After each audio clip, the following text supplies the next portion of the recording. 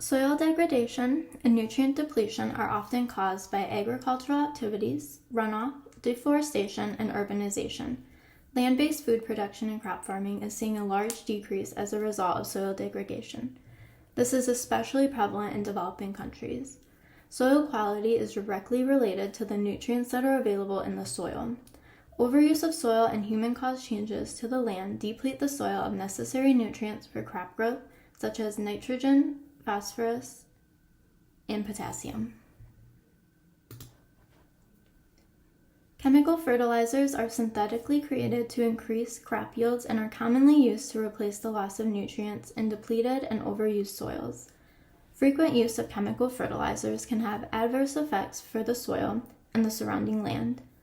Soil acidification, reduced soil pH, heavy metal pollution, and increased greenhouse gas emissions are all possibilities when using applied chemical fertilizers. Biochar is a carbon-rich solid created from agricultural waste through an oxygenless heat treatment called pyrolysis. Biochar is being tested and reported on as an alternative for water treatment because of its ability to adsorb nutrients. After the adsorption, the biochar is now considered exhausted biochar because it has retained significant amounts of nutrients. Incorporating the exhausted biochar into soil is being tested for its ability to enrich the soil with nutrients it has retained during the adsorption. Exhausted biochar can provide long-term benefits for plant development when used as a soil amendment. In Figure 2, we can see unpublished FTIR data which shows the potential chemically exhausted laboratory-treated biochar can offer for plant growth. When compared, the chemically exhausted biochar has an increased potential of forming more nutrient bonds than the untreated pristine biochar. This would suggest plants would perform better in the soil containing the chemically exhausted biochar because it has greater potential for having nutrients in it that the plants could use for development.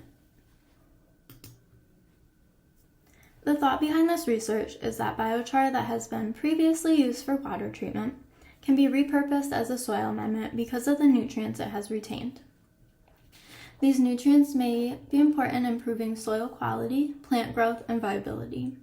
Moving towards sustainable food production starts with finding more sustainable and safer ways to increase fertility and the productivity of agricultural soils. For this research, 3 types of biochar were tested. I used pristine biochar, which was obtained from a commercial biochar company. The specific company was chosen because of its published lab data that showed the consistency of the product. Laboratory optimized biochar, which I also refer to in this research as SBC, was created using a patented process and was also used in this project.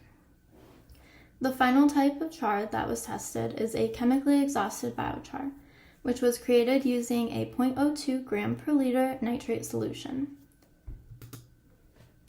The biochars were tested against a store-bought chemical fertilizer. For each of the soil amendments mentioned, I tested both a 2% and a 5% mixture using low nutrient potting soil. Overall, 9 soil mixtures were used in this research, including the control, which was potting soil alone. Nitrate readings of all the mixtures were tested and recorded before planting. Cherry tomato seeds were germinated in petri dishes under artificial UV lamps, as seen in Figure 3, until they were substantial enough to be transplanted into soil mixtures. The cherry tomatoes were grown in terracotta pots for 4 weeks before culling. In Figure 5, we can see the setup for the cherry tomato plants. There were 9 soil variations with 5 replicates of each for data purposes, with 45 plants being grown overall. Every day I took soil temperature, recorded weights, and noted any observations. Once significant plant growth had started, I also began measuring the plant height every other day. At the 4-week mark, the seedlings were ready to be culled, and I took final weights and heights of the plants. After the cherry tomatoes were culled, final nitrate readings of the soils were tested. Based on both the height data and weight data, the 2% mixtures performed best. The 5% mixtures may have created a condition that was too harsh for the plants to fully thrive. With each 2% mixture, the plants produce more mass than the 5% mixtures. The 2% mixtures also produce taller plants. Overall, the 2% patent-pending SBC mixture performed the best. Both the 2% and 5% chemical fertilizer mixtures produced no data. After transplanting the seedlings into those mixtures, they died within a couple days and never revived throughout the research period. The thought behind this is that the mixture percentage was too high and created a hostile environment for the plants due to the high concentration of mineral salts, which most likely led to root burning.